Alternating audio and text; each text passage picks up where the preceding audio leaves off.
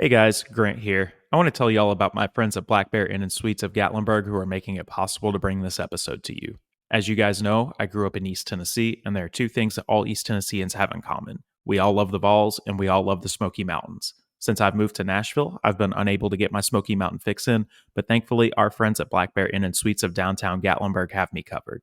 They are conveniently located at 1100 Parkway and are within walking distance of all the major attractions and best food that downtown Gatlinburg has to offer. To book your Smoky Mountain getaway today, visit blackbeargatlinburg.com or call 865 436 5656 or toll free at 1 800 933 0777. Welcome to this edition of the Volin' Out Podcast. I'm your host, Jordan, here with my host, Grant Williams. How you doing, brother? Jordan, man, I'm ready to talk some NCAA stuff, I guess, but we're going to save that for later in the show. How you doing, man? Oh, man, I'm good. Tonight, we got a special guest with us. We got a site expert with us from FanSided, Pigskin Petey. How you doing tonight, buddy? Good. Good to go Vols and good to see you guys here and excited to talk basketball, football, all the sorts. Oh, buddy, you know, we're going to cover it all tonight for sure. Man, we're going to open up with some SEC hoops, buddy. You down with that? Yeah, let's do it. All right. So, boys, Grant, let's do it. away. Absolutely. Well, this is my spot here on the show. Like I said, I love hoops, but Pete, man, I want to talk to you. We know that the SEC is one of the top pro conferences in America this year, and it's been proven year in and year and again. But I want to know who you think the top four teams are in the SEC who are going to get that double bye once they come out this way to Nashville in March. So that's the years past. It would have been you're going to have your four. It may not have been clear cut, right? Because I think the coaching was a lot more even and that it was just poor beyond Kentucky for the most part. Now it's definitely changed to where there's four, but there's an elite four. So I would say Kentucky's emerged so lately, right, as one of the four, and these are in no particular order. But for one of the four, Kentucky, Big Z has come on the scene, and he's entertaining to watch. And then they just seem to be gelling and getting it together. Calipari seems to have went back to that traditional Calipari one and done model, which served him pretty well in the past. Auburn for sure. I think that's Auburn and Tennessee are concrete to me. Their coaches have been there, done that, right? Rick Barnes at Tennessee, which I love your guys' defense. I mean, I think that's the Tennessee plays such tenacious defense, and Bruce Pearl's got it going on at Auburn. Auburn wasn't even ranked preseason, which was crazy to me. I mean, it's Bruce Pearl. So, but now they're showing out. You guys are showing out. The thing the team I compare you to is Virginia. As crazy as that sounds, as silly as that sounds, because Virginia basketball is slow as molasses. It's boring to watch, but they're good. Their defense is elite. So and that's how I see you guys, but just more up tempo, but really with a grind focus on defense. And the fourth one, I'd have to give the edge to Alabama. It was between them and Ole Miss, but just because Chris Beard's in his first year there, right? And Nate Oates has been at Bama now. I think this is his fourth year. And they're starting to really play better basketball now with Grant Nelson and Marcus Sears. Yeah, he's they're rounding into form, right? Versus Tennessee, Auburn, they were rounded into form, I think, much sooner in the year. But those would be my four. Yeah, man. I mean, one thing that you kind of touched on right there too, the fact that Auburn was not ranked preseason, and then it took them forever and a day to get into the top 10, and then they just had the worst showing of all time last week. I mean, I don't know how it could get any worse for them with losses to the Tide and to the Bulldogs from Miss State. That was pretty shocking to me that Auburn was doing all of that, but great team, great coach team. I mean, our fan base is more than familiar with what old Brucey's doing over there, aren't we, Jordan? Oh, yeah, buddy. I mean, Bruce is a phenomenal coach. And the bad part about it is, man, is they made us look bad, Grant. Come on, they went on that bad run right after we hyped them up. Yeah, I was saying Auburn was a top 5 team in the country, and then they just pooped their pants after I'm on the podcast saying that. So my face is all over YouTube talking up Auburn. Just wonderful on that. Well, Pete, man, one thing I want to ask you too, when it does come to SEC hoops, who do you think is going to be the coach of the year so far this year? We talked pre-show about Lamont Paris at South Carolina. I honestly think it depends how Ole Miss rounds out the year with, and I think they play their Egg Bowl basketball game tonight against. They did last night and won by 2. Okay, sorry. Yeah, thank you then. All right, that's good. Oh, it's right. I saw that atmosphere on Twitter. That was electric. Yeah. That was awesome. Like, it made me want to drive to go to an Ole Miss basketball game. Like, that was football level looking atmosphere. That was cool. But stadium wise, just for the record, you guys seem to have the best one. So just throwing that out there. We'll take it. But anyways, I think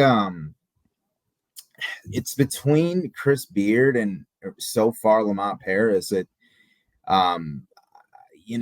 Tennessee was supposed to be good. Everybody knows Bruce Pearl. They're performing a little bit above expected, but it's still Auburn and Bruce Pearl, Nate Oates, same thing. Like, who do you got? I mean, Mike White is decent, but not to the level I think like Lamont is way outperforming expectations. Chris Beard is definitely outperforming expectations, right? But to what extent, right? Will they crash and burn on the back end now that they're in the thick of SEC play, or do they continue to improve there? So we'll see. Yeah, well, South Carolina got a piece of the Vols last night, and it was not fun to be in attendance at the Food City Center for that. I'll be the first person to say that since I was there. But, man, what he's done at South Carolina, picked to finish 14th in the league. They're currently sitting in a share of second place right now. Ole Miss was another team that was picked towards the bottom, and I'm not sure exactly where they are in the standings right now, but both those guys have just done phenomenal jobs with the programs that they've had at hand. And a lot of it's been through the transfer portal. Yeah. And then on the flip side too, right? Like Arkansas, I don't know what they were either, like preseason, but now they're like, I think they're dead last. Preseason number 2, and they just poop their pants. I mean, Arkansas is terrible this year, man. Yeah. And I had a lot of injuries though. Rumors that Musselman is on his way out, and Louisville is a team that is a potential. Minnesota, I heard too. I heard this on it was another podcast I don't want to quote, but it was just speculation at this point. But I think a little more serious than just speculation is Musselman. This could be it at Arkansas. So man, that would be great for us. Arkansas has been the thorn in the side of Tennessee for the past couple of years, and Rick Barnes, or Ricky Dale as we like to call him, hasn't been able to do too much against them. So we got that. Next one I got for you, bud. Who's the SEC player of the year at this point in the season?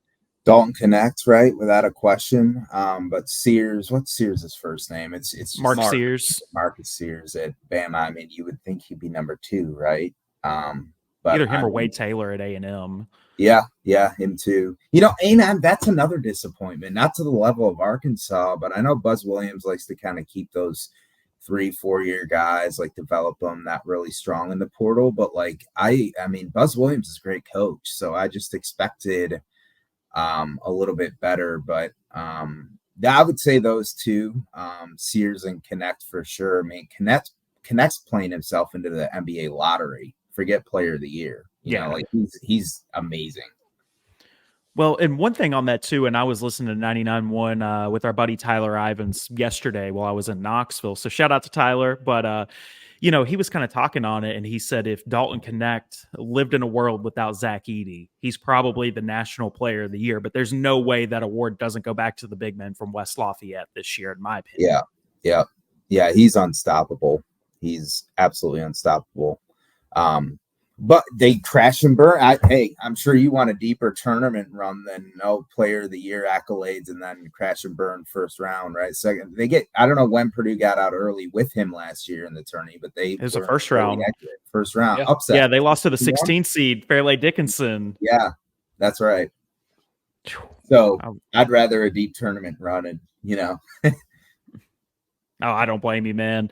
And then one question I got for you right here too. SEC tournament is fastly approaching in Nashville. I mean, we're roughly about 5.5 weeks out from it right now. Who's a dark horse team that can make some noise in Nashville? I've been pulling so hard for Arkansas to just emerge. It ain't happening. They got guys quitting the team. There's obviously said friction in the locker room, whether that's true or not. I think that showing on the court kind of speaks to it. I honestly would look for Georgia to maybe take it. A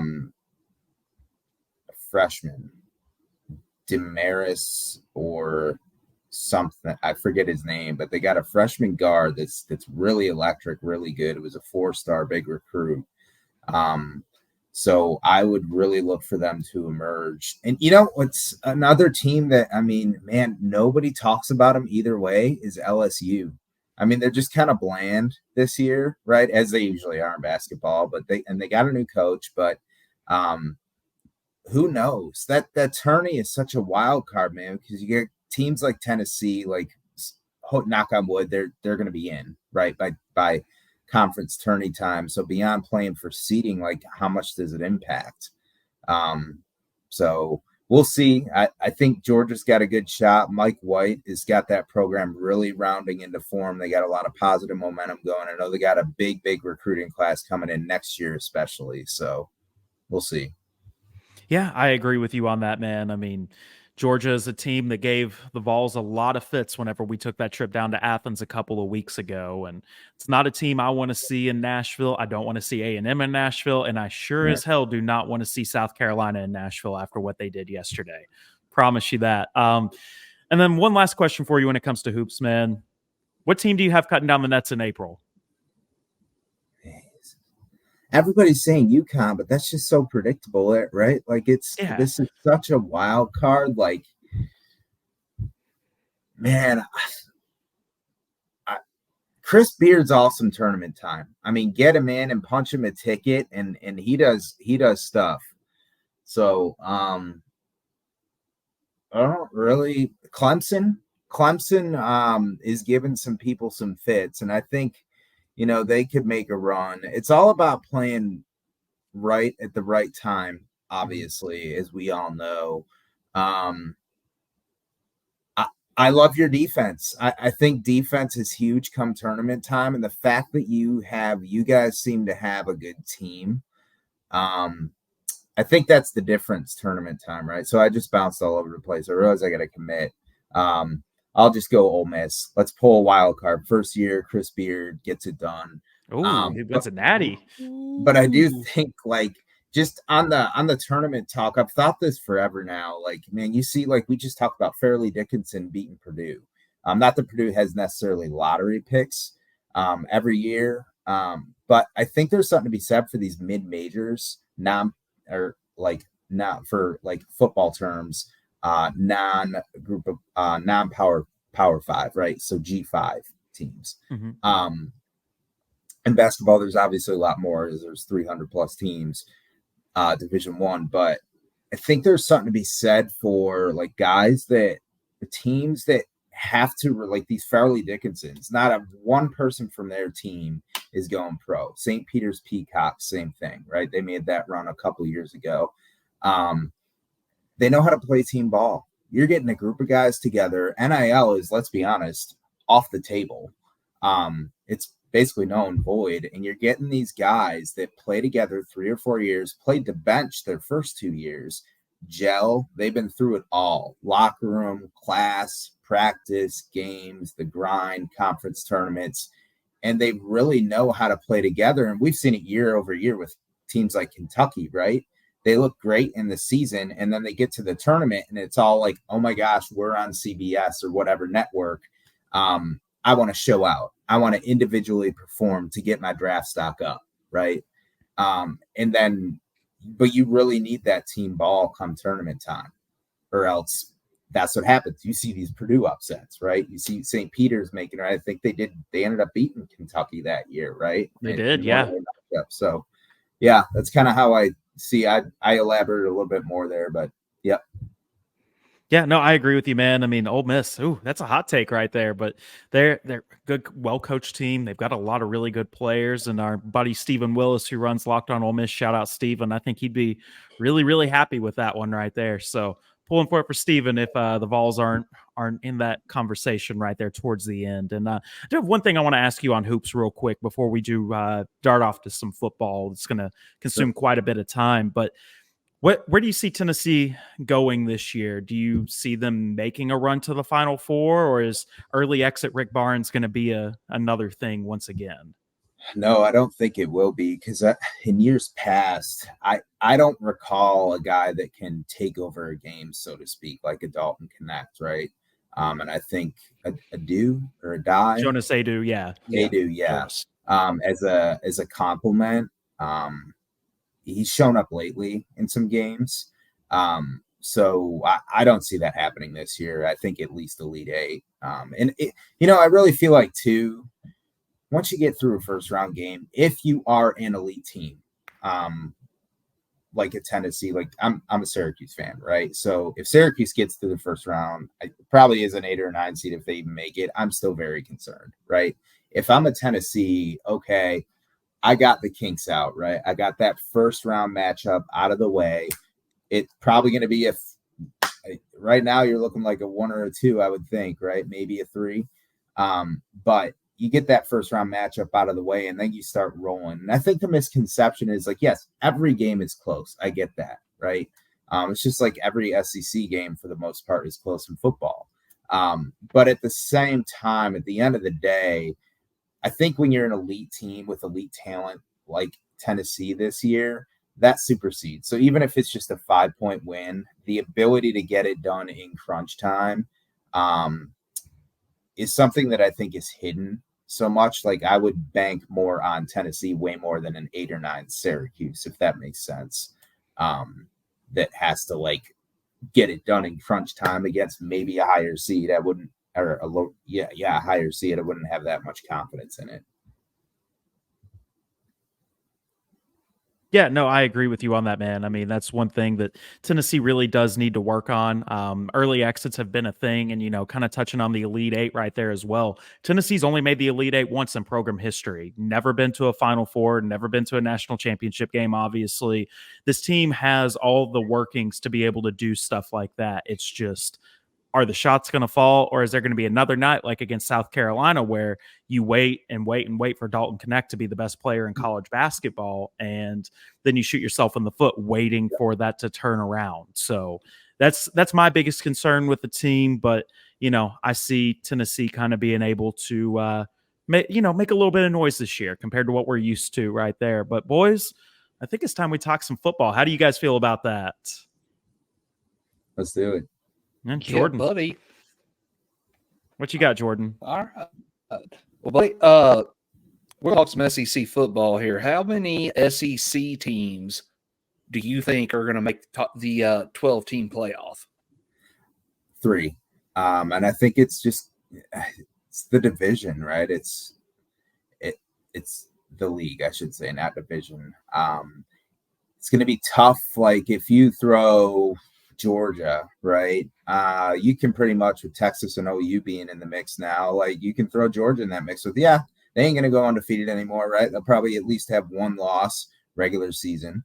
Bama, if knock on wood, Saban was still there, you would definitely bank on the same thing, right? So if they're the golden standard and you're assuming they're going to lose at least 1 game, then, well, you can knock everybody else back a tier, right? It's just people.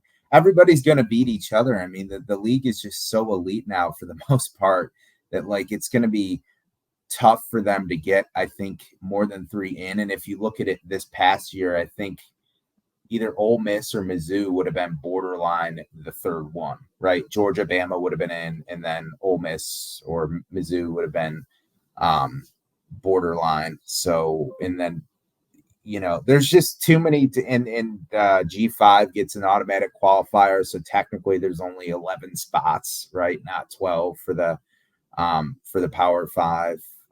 So yeah, I think 3. Who are the 3 that you think are going to get in? Georgia, Yeah. Ole Miss, and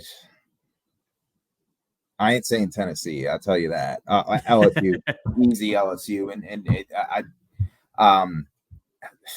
man, this past offseason, Brian Kelly came out and said they were a year away, and a lot of Caroline Fenton talked about this on Locked On LSU, and a lot of them were. A lot of LSU fans were kind of upset, like you don't back our team. That's how they were kind of interpreting what he said, like you're not confident, you don't believe. And Kelly was just being honest. And in the moment, Caroline said, look, he's just being real. That's how he sees it. And maybe it was like a psychology thing to motivate his team a little more, to be like, no, we are that team, right? We can't make at that time the 4-team playoff. But regardless, he said at that time, we're a year away. Well, if they were a year away, guess what? 2024 is the year. And they have Nussmeier coming back at quarterback, who's a veteran. Been there, done that, stayed around the program. Caleb Jackson at running back, who's a stud. He's the guy that steamrolled that Mississippi State player in that game earlier this year. They got a great line of Will Campbell anchoring that line. They got a Tresman Green, an elite tight end coming in. Watch out for him. That's supposed to be nasty. Defense should be improved. That's what bit them. Honestly, that's the only thing that bit them this year from making the playoffs, right? Was that defense. If they even just had a below average defense, they would have been okay. Yeah. They've shorted up on that side of the ball. So those are the 3 I see. Just not. I know it kind of sounds silly. Well, you're just going off of Brian Kelly's statement. I'm going off of that, and then just seeing what the pieces that they're getting in place, that they're rounding into form. And that's not even like talk about 2025 right now recruiting. They've got the number 1 receiver, number 1 running back, number 1 quarterback already committed. And they're just putting a blanket around the state of Louisiana specifically right now. So they're doing work there. Louisiana is a hotbed for high school football talent just in general. So yep. I can see that. For what reasons do you think Tennessee won't make the 12-team playoff? Good question. You put me on the spot.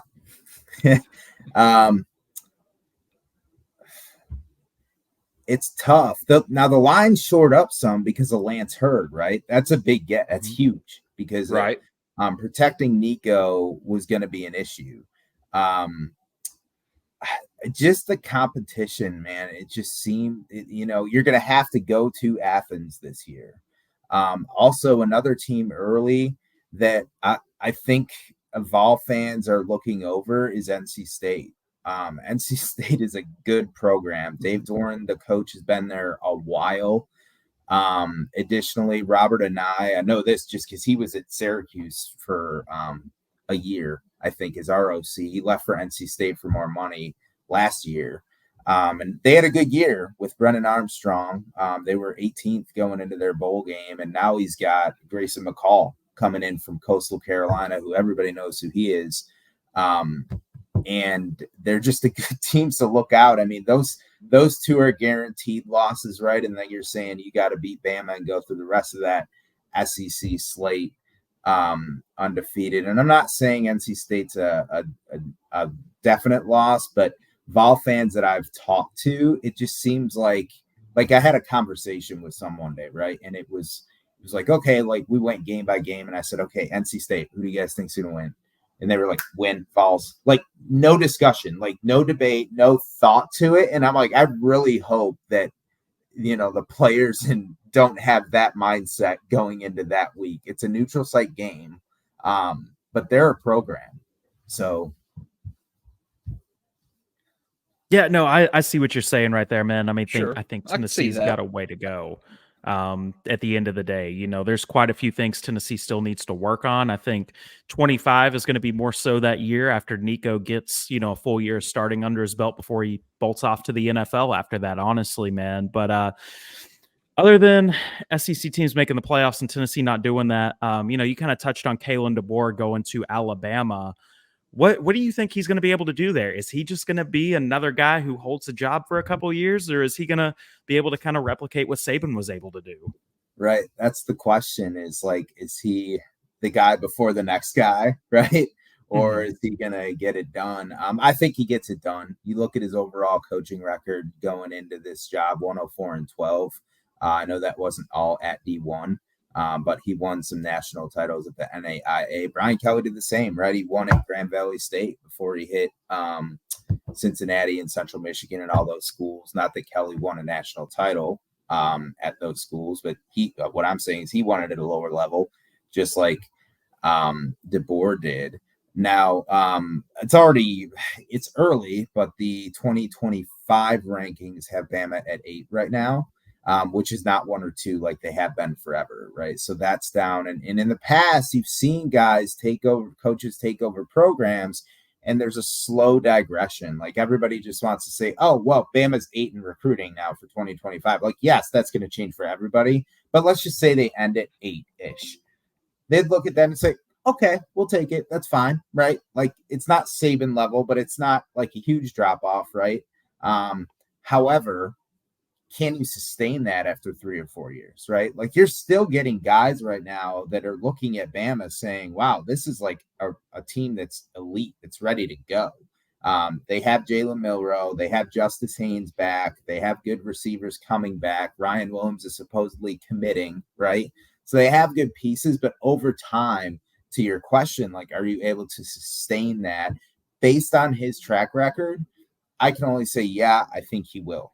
And I mean, he turned a 3-9 Washington team into a winner in his first year there. And that's Washington. Like, that's not even SoCal, right? Like, it's tougher to recruit than just like SoCal or California out of that area.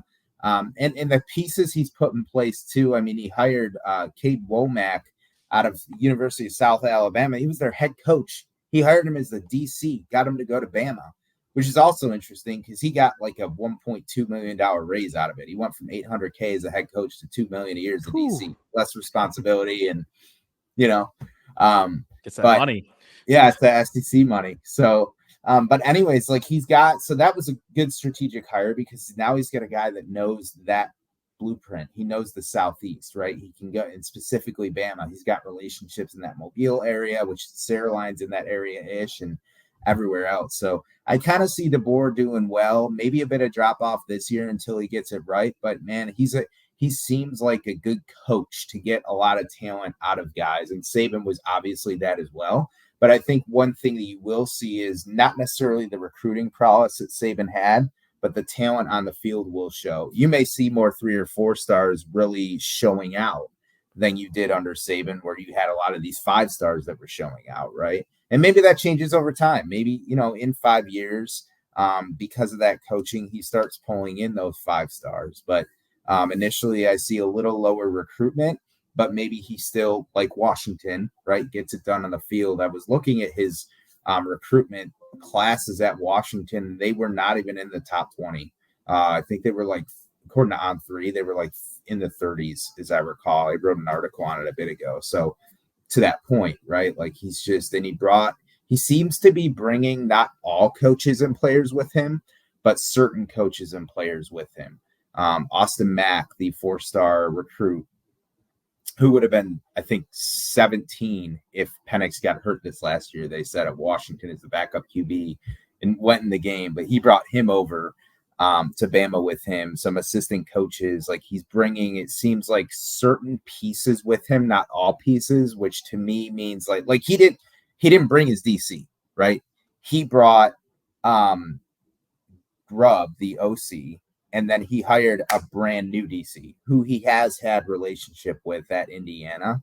But to me, it just shows like he's being strategic about it. Like he has a plan. He knows what he's doing. Right. That makes total sense, man. I, my thing is with DeBoer is I think no matter what, if it was me going in down there, I would want to be the guy after the guy, not the next guy, because the expectations down there are still going to be through the roof. It's Alabama. That's how they're going to look at it. He loses 2 games this year, they're going to be ready to cut him loose. Yeah. It's because it's a crazy world down there, man. They're out there putting oatmeal pies at the bottom of that Saban statue down there. You know what I'm saying? Yep. Yep. Alabama fans, crazy people. They are, man. They really are. Competition, They're good though. They're with us right now. As crazy as that sounds. Well, right. That's the crazy thing about this whole NIL. You guys will get into it, but go ahead. It's wild. It's a wild world right now, buddy. What a time to be alive. Tennessee and Alabama fans uniting as one. Yeah. Perfect time to start talking about it, I guess, right? Yes, sir.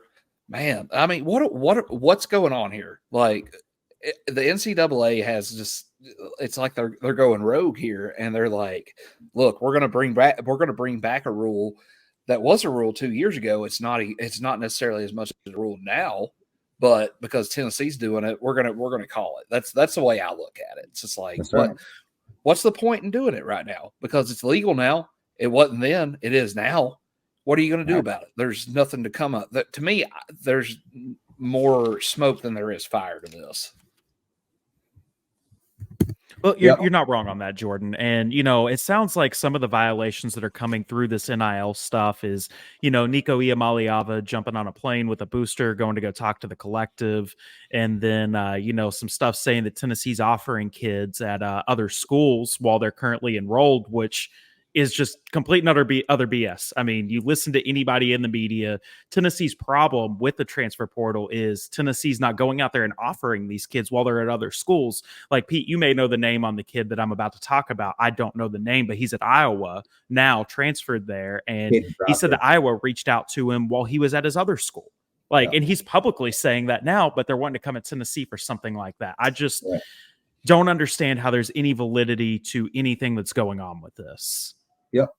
No, you guys are right. There's not. Go ahead, Jordan.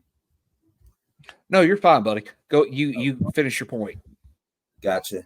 I wrote out a statement just because I had to make sense of this, and I couldn't. To your guys' point, I'm, pro Tennessee on this. I don't think anybody's pro NCAA that's in their right mind. But let me state this: basically, what you guys were saying, a violation cannot be a violation if it wasn't considered a violation at the time of the violation. That's ultimately what just happened, which is like, it's just crazy to wrap your head around. And to Jordan's point, like, it's bad. Like, let's just say nothing about this situation, but somebody was to tell you, hey, Alabama fans and Tennessee fans are united on a legality issue. I would say whoever the other party is that's opposed is wrong, because there's no way that these two fan bases are ever on a united front, right? And it's not just Alabama, it's Georgia. I mean, you just go on X today, and it's all over. Everybody is united, like Team GBO, and just the end, except for the few randoms that don't know, aren't knowledgeable enough of what's going on right now. And I thought of 2 analogies. Like, okay, so if you're not like totally familiar with this situation, which Jordan and Grant just said, but like, imagine a 5-year-old going to their friend and saying, hey, you can have my candy bar.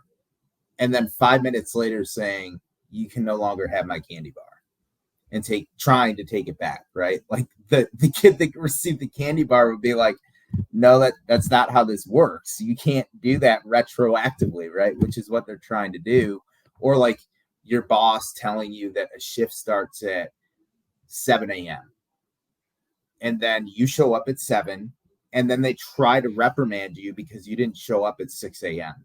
But they never told you the shift started at 6 a.m.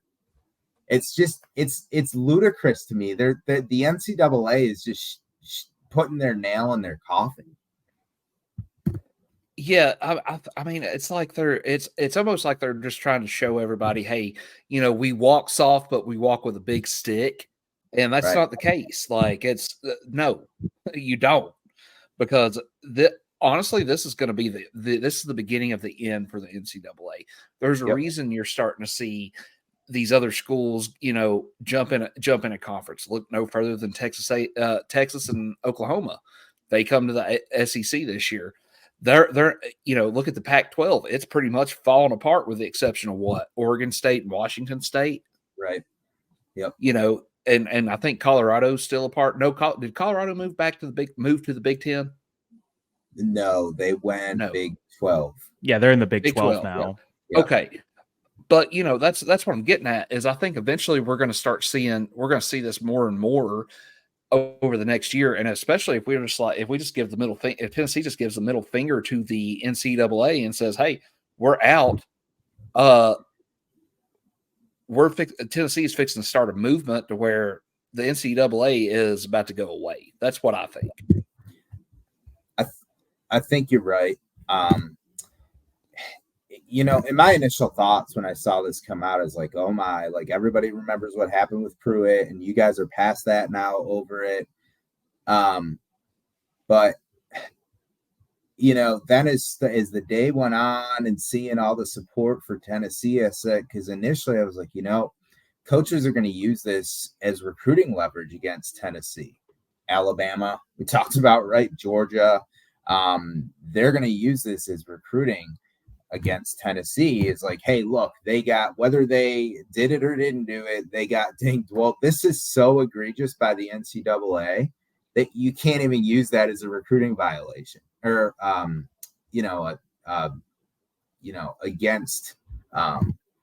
against Tennessee to try to recruit. That's how bad this is. I mean, you got, like you say, you got Bama fans agreeing with Tennessee fans. I'll just say it's what you said. They took a straight bullet for the entire NCAA, or not the NCAA, all Division I teams. That's what they did. Yeah, I mean, go ahead, Grant. Well, I was just going to say, guys, sorry, I had technical difficulties for just a second. So if you guys are watching on YouTube and you saw me go away, that's what happened right there. But one thing I did want to kind of make a point on as well, and if you guys covered it, just tell me and we'll move on to the next.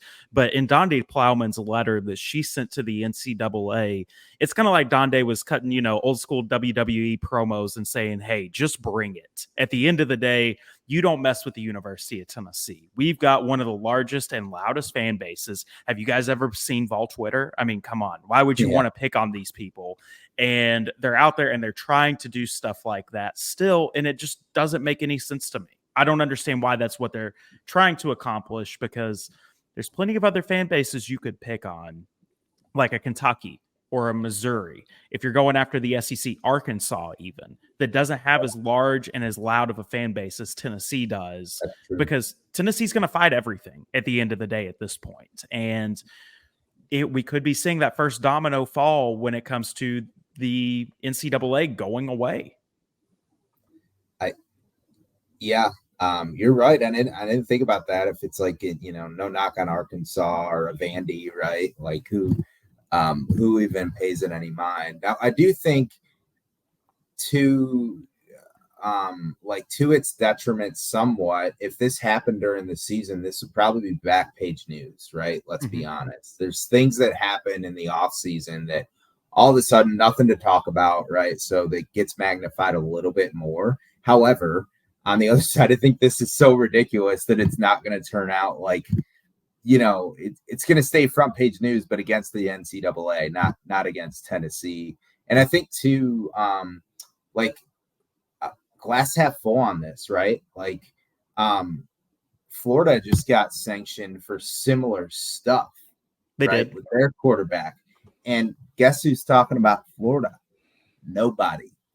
That to me means Tennessee is more relevant than Florida. People care about Tennessee right now, right? I mean, let's be real. They literally got hit with the same thing. And if not, it was more of they're paying that said player. We're going to pay that said player more than Tennessee is. And nobody's talking about it. And within a day of that news breaking, it was just no longer news, right? Tennessee's not going to be like that. Like you guys said, you keep it alive on Twitter and wherever else. And it, yeah, I mean, at the end of the day, it really shows your relevance, like that you are a program on the way up. So I love to hear it. It's one of those things, man. Tennessee fans and Vol Twitter, they don't forget, brother. Well, I picked you guys last year preseason to go 8-4. To your point, I got roasted. And I respect it, man. That the passion's there. Honestly, like, because I engage with a lot of all FCC fan bases on Twitter. You can follow my lists. Actually, I got in Tennessee's is the second largest to Bama, by far. Nearly 400 people on Bama's list, 400 on Tennessee, and then everybody else is in the 2s and 1s. So, and that's not like a bias. It's not, honestly, it's not like I'm growing that with a bias towards Tennessee or Bama or Georgia's pretty strong too. It's just organically, right? Like what engages the most and everything. So you guys ain't lying. I mean, you guys, and you're passionate too. I pick you to go 8-4, justifiably in my opinion, because of Milton. But you're with it. You don't just take it, you know? Well, obviously you were correct on that. Well, yeah, that's what I was going to say. You hit the nail on the head with it, because that's exactly what we did. Last year, as far as that goes, wasn't the year a lot of fans thought we were going to have, but it was. And the thing about it is 10 years ago, we're killing for an 8-4 season, right? and doing now we're flips and cartwheels. Yeah, a lot like the old ball coach said. And now we're like, oh man, 8-4, that's not good enough. I'll take it. I'll take it. It's crazy too. Like in a similar vein, I remember I was in undergrad and I was talking to my friend Luke, and we were at, he's a big Bama fan, and Shula was the coach. This was like 07, 06. And there was talk that Shula was on the hot seat. They had those recruiting violations, and he was doing mediocre-ish.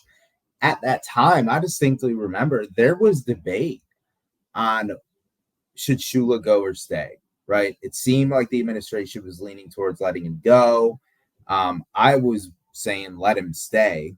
And now fast forward, right, 17 years, obviously that was the right decision, but it's hindsight, right? Like you said, even for Tennessee too, you could always be more in the doldrums. One thing I will say this, one thing that I saw on one of my friends was telling me about this, like watch the pieces, watch the offense. And I did do that this year with Tennessee, and Milton wasn't accurate, right? I think that was what Tennessee fans were trying to wish into existence. I'm sorry, don't mean to offend any Vol Twitter by using that statement with Milton, but it was preseason pretty obvious why he got benched for Hooker in the first place, that he just didn't have the touch, but thinking that would be fixed with time on the bench, it obviously really wasn't. However, that's null and void when you look at Heupel's system and that guys were open. Whatever game I watched, that passing scheme, minus probably Florida, the guys were open. So it's simply just a plug and play potentially, right? And Nico, you can tell from the Iowa game even, like he's more athletic, he's more willing, and he can put it where you need it. And so the system works, right? The offense works, the plays work, guys are going to be open. And that with that running back duo you got as well, I'm excited to see it. Yeah, I think we're all excited to see what they're going to do next season, honestly. Yeah, and that's the thing about Heupel's offense. It's not, they run this play, he's getting open. It's a scheme, and he schemes his guys open. There's a difference in guys making plays to get open as opposed to being schemed open. Heupel schemes his guys open down the field and makes it puts the pressure on defenses to say, okay, I'm going with this guy. I'm going to let this guy go and hope I've got help over the top. Bama didn't have help over the top in 22, and you see what happened. You know what I'm saying? Right. Yep. It's a fun scheme to watch, and it's a fun offense to watch. And even this year, the thing about it is with Milton, yeah, maybe it was dumbed down a little bit, but the offense still was not god awful. It was just not what Tennessee fans expected it to be, with because of what they seen with Hendon and even in the Orange Bowl with Joe. But it is what it is. Last year was not a terrible year by any means. It just wasn't the year a lot of people expected it to be. Another positive, I think, with Nico coming into, and one of my friends pointed this out to me, the body language, and you guys probably know this as everyday Tennessee fans, and I noticed it after he pointed it out. He said, watch the Vandy game. When Nico came in, the body language and the energy of the team changed dramatically. Mm-hmm. And that's not something nobody's ever going to go on camera and say, oh, yeah, we didn't love playing for Joe, but we love playing for Nico. But it's palpable.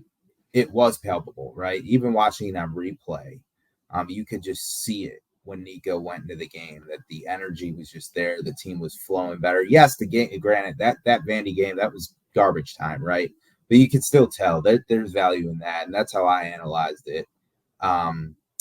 And then it carried over into the bowl game. I mean, that was an elite defense, no matter the conference, right, with Iowa. And let's be honest, the Big Ten's on the up and up. Their coaching is increasing like the SEC has over the last 10, 15 years. The Big Ten's getting there with their coaches as well. And Iowa's an elite defense. So that was really impressive. Yeah, it sure was, man. I mean, we were, excited to see what Nico could do, and we're really excited for what he can do this year. But guys, I want us to get a quick word from some of our sponsors real quick, and then we'll jump right back in and finish out the show with some start bench cut. How does that sound, boys? Sounds like a plan, brother. If you're looking for the perfect Smoky Mountain vacation, Mountain Romance is your cozy romantic getaway. Starting at $129 per night, you get 2 bedrooms, 2 full baths, and this beautiful cabin will sleep up to 6 people.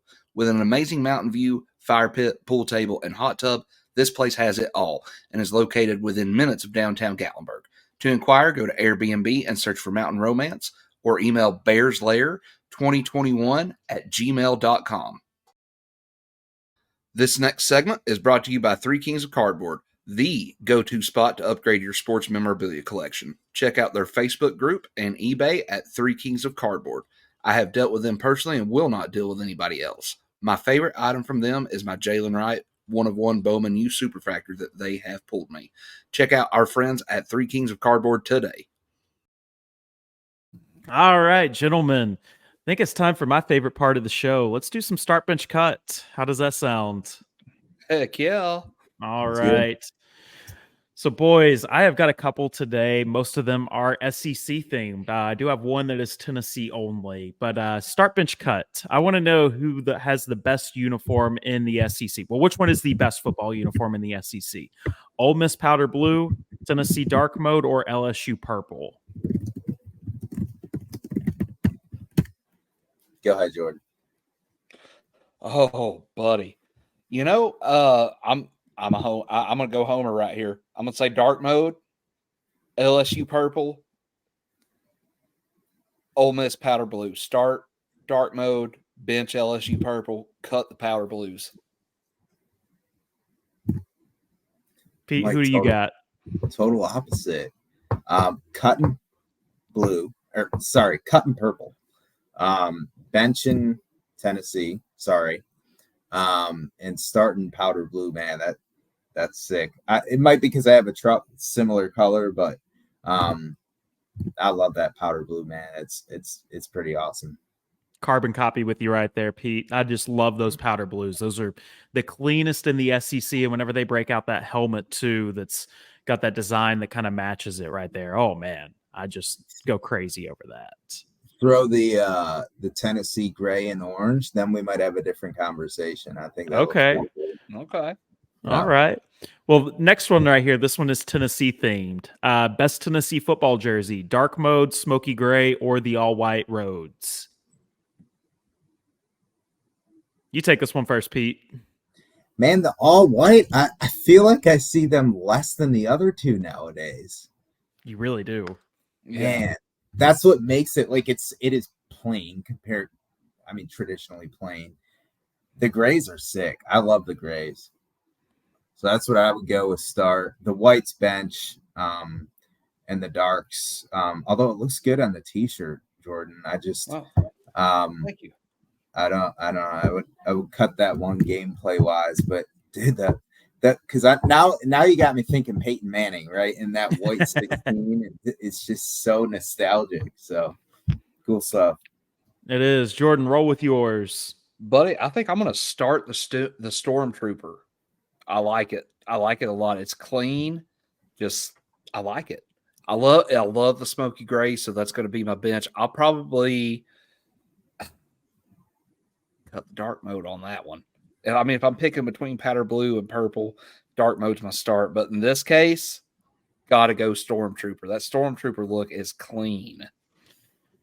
I'm going to copy Jordan on this one just because we did this in a previous episode, and I wanted to get a national media member's opinion on this one. So you got a recycled one right there, Pete. But I love the Stormtrooper. Smoky Gray is the best helmet in all of college football with the detail, attention to the mountains, and then dark mode, love it. But I like the baseball ones better. But don't tell anybody else that. Best live mascot in the SEC. I have included Bevo from Texas in on this because they are an SEC school now if we're talking football. But start bench cut, Bevo from Texas, Smokey from Tennessee, or Uga from Georgia. Go ahead, Jordan. I'm going to start Bevo just because he went after Uga, but I'm still going horns down. I'm going to bench Smokey, cut Uga, because all Uga does is drool. Uga's cute. I have an English Stafford Bull Terrier, so I guess I'm pro bully breed. Don't tell. Oh, Peter. He's cute. Yeah. I ain't gotta like Uga though. I'm starting Uga. And then who's the other two, Grant? Smokey from Tennessee or Bevo from Texas. Yeah, Smokey, I'm benching. He's awesome, and Bevo just because it's Texas. Horns freaking down. Horns not up. Whatever you want to say. Man, I struck some nerves with some Texas fans on Twitter the other day from one of our reels we posted where I was talking about them, asking BYU to change their shirts. Most ridiculous thing I've seen in the past year. But I'm going to start Uga, just iconic mascot, and how they got the name to UGA Uga, just like that. Cool. Going to bench Smokey, which breaks my volunteer heart to do that, but I sure as hell can't cut him. Bevo, horns down. We're going all the way on that right there. So Smokey was a consensus bench in that one. Bench, kind of crazy. Not the other B word. Yeah, Smokey was the consensus bench. That was not what I expected right there. I know, right? PG-13, man. I got to be better on that. Okay, Pete. Start bench cut these SEC towns: Oxford, Mississippi, Athens, Georgia, or Fayetteville, Arkansas. Which one's the best one to go to? Man, I've been to one. I've been to Athens. So I'm benching Athens. Decent. I didn't see it on game day. Disclaimer. Now, from the TV set, so I can really just go by TV set, right? So yeah. Benching Athens, starting Oxford. I'd be intrigued if any of us do not start Oxford. That is just electric. And then benching Fayetteville. I mean, they're just not traditionally good, so you don't really. I mean, to be fair, you never see the energy really, like since Petrino left, right? Like, let's be honest. Wrong. That's a good point. Also, from what I've heard, that campus is on a massive hill, so it wouldn't be fun for tailgating if you're drinking. And I don't drink, but I can imagine if you were, that just makes it a little less enjoyable versus hanging out at G10. So ain't that the truth, man? I've been to 2 of the 3. I've been to Athens and I've been to Oxford. I am starting Oxford 7 days a week and twice on Sunday. There's no way you can bench or cut the Grove.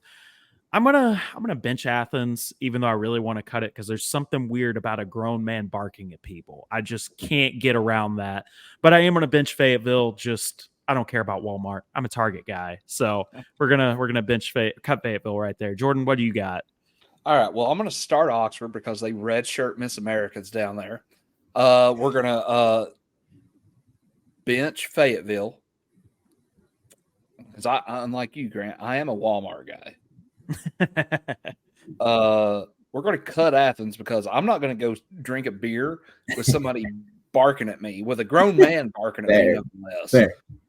Yeah, hey, Hey, though, Texas wants to complain. They better get ready for that gator chomp and people barking. And, like if somebody throwing up something that's not even the middle finger is going to offend you, like you got another thing coming in this conference. Oh, yeah, you That's go to it, buddy. Knoxville or Fayetteville or Oxford or Athens or Gainesville. Oh, my God. Texas fans are going to be crying. Or It's the not Ballin' even Out going to be Twitter fun. page after this week. Oh my God. All the mean tweets I was getting over that. It was a lot of fun. And then last one right here. Best stadium in the SEC. And this is from current member schools. So no Texas, no Oklahoma. But start bench cut, Tiger Stadium of LSU, Neyland Stadium of Tennessee, or Kyle Field of A&M. Go ahead, Jordan. Well, I'm not no surprise here. I'm taking Neyland. I've been in that place when it is wild. And it's hard to beat it. I mean, you can see the LSU games that you watch, they're night games. That environment is always wild. But Neyland, it don't matter if it's a noon game. You could play at 3 a.m. in Neyland. It's going to be buck wild. Yeah. So I'm going to start Neyland. I'm going to bench Tiger Stadium. I'm cutting Kyle Field. The 12th man, it's intriguing. I like the story behind it, but got to go with the home team on that one. It's also hard to root for a half-empty stadium all the time, and that's what A&M's got too many seats. They had Johnny Mandel won a Heisman, and they thought they would fill it forever. So, don't last for forever like that, do they? Yeah. So Tennessee, number one, all the way. Absolutely. Starting checkerboard nation. Love it. I want to get up for a game for sure. It's just, it looks awesome. So I'm cutting A&M right away. Who was I don't even know I just want to cut A&M. LSU. Okay. Yeah. And I've been to LSU. I went to a game 2 years ago. They played Mississippi State, and the game started at it was early September. It was third week of the season. It started at 5 p.m. Central. So it was nice, right? I got it daylight and then did get to see it at night. The crowd wasn't electric. I mean, it was Mississippi State and I think year 2 or 3 under Leach. Year 3, I think, under Leach. So they weren't clicking yet. But I mean, that's the order I would take. I don't know about you guys. I didn't, Grant, you share yours, but I did hear too, the teams are kind of trending towards the smaller stadiums again because of ticket sales. So I don't know if there's anything to that. Yeah, I mean, that ain't ever going to be an issue in Knoxville. I'll tell you that right now. 102-455 is sold out every single game, and it's going to continue to be that way. Obvious start is Neyland. I mean, I'm a season ticket holder, have been my whole life, will be till the day I die.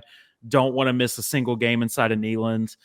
I am going to have flip-flop the other two compared to what you guys did. Kyle Field's going to be number 2, just the size, the history of, the program down there, the military, even though they're a cult. And all my friends who went to A&M will say that, nothing that they aren't saying about themselves. But I'm going to bench them, and I'm going to cut Tiger Stadium. I don't know. It's something about it. I don't like purple. I don't like gold. Don't want to deal with it. Just give me my orange and white. So I'm going to cut Tiger Stadium, which kind of feels weird saying almost. That 22 game when we went down there and emptied that sucker out going into the third quarter, that could be good enough reason to cut it. Just saying. True.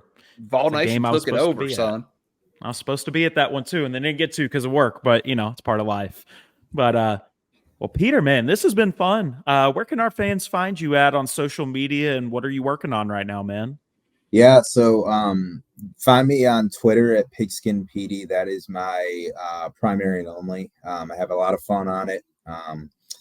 Been roasting Texas fans the last week, Texas administration, whatever. You got fans saying this ain't us, right? And then I get people blocking me every day for calling them soft. So I don't know. But anyways, I have fun, right? It's all good fun. Cover the whole SEC. Of Team GBO today. Been throwing out that hashtag a ton in support of the NCAA hullabaloo. But Pigskin Petey for sure. FanSided is who I am a site expert for. So you can find a lot of my articles there. I have the link to my page on my profile Latest one I had come out was on how Vandy may be bowl eligible and how they could be in 2024 as a sample.